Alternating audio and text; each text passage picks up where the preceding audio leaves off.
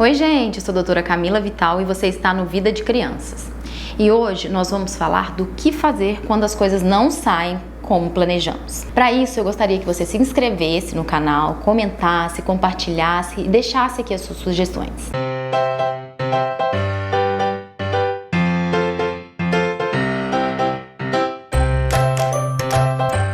Esse assunto não é muito tranquilo de falar não. Por quê? Porque quando a gente fica grávida, na verdade, tudo que a gente mais pede a Deus é que nasça uma criança com saúde. Muitas vezes a gente não escolhe se vai ser menino ou menina.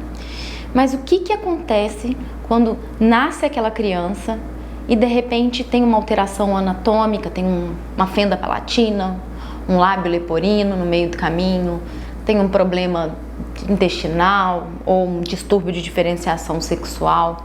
Ou a criança foi prematura. Mais do que isso, o que acontece quando tudo que você planejou parece perfeito? Você saiu da maternidade, está tudo ok, mas ao longo do tempo apareceu uma convulsão no meio do caminho, uma diabetes que o menino precisa usar a insulina, ou uma alergia à proteína do leite que vai mudar toda a estrutura e a rotina da família, ou doença celíaca, ou a AME, ou qualquer outra coisa no meio do caminho. A dor é muito grande, é um baque que acontece no meio da família e você não sabe, você perde tanto rumo, porque tudo que acontece com o filho da gente é tão maior do que qualquer coisa, que a gente fica desorientado e não sabe o que fazer. Na verdade, a gente não consegue nem ver luz no fim do túnel. E aí, nesse contexto, 3 perguntas vão passar pela sua cabeça.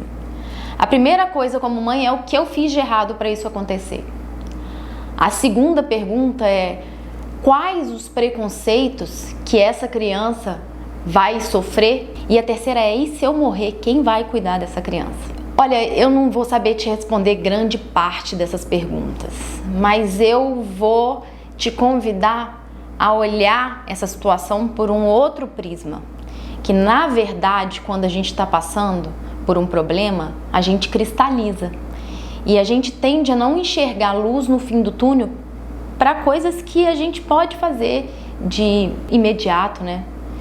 E aí eu te proponho a primeiro ter um plano de ação com metas curtas, médias e a longo prazo.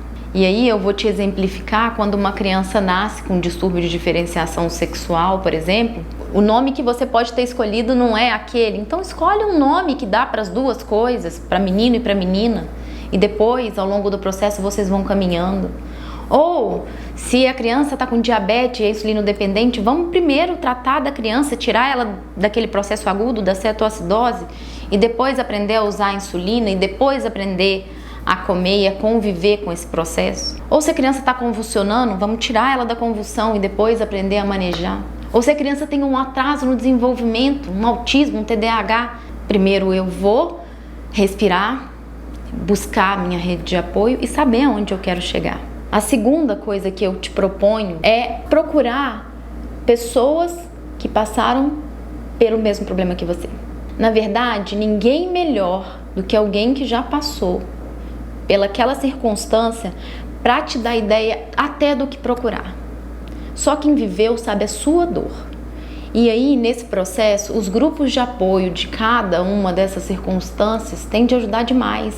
Porque quando você foca em alguma coisa, principalmente que deu certo, você tem ânimo para continuar tentando. E aí eu tô te dando ideias, no primeiro de ter o plano de ação a curto, médio e a longo prazo, de descobrir pessoas que passaram pela mesma coisa que você e pode entender a sua dor, inclusive te indicar onde procurar e o que fazer. Terceiro é viver um dia de cada vez. À medida que você alcançou o curto prazo e vai para o médio e a longo, tentar comemorar as pequenas vitórias. Eu sei que você não vai ter a criança que você planejou, mas não significa que a criança que você tenha seja ruim. Tudo é questão da gente adequar as expectativas. Eu queria te falar que tudo na vida tem jeito, pode não ser o jeito que você pensou, mas que tem. A única coisa que não tem jeito é a morte. E muita gente gostaria de estar com seu filho aí e às vezes não tem.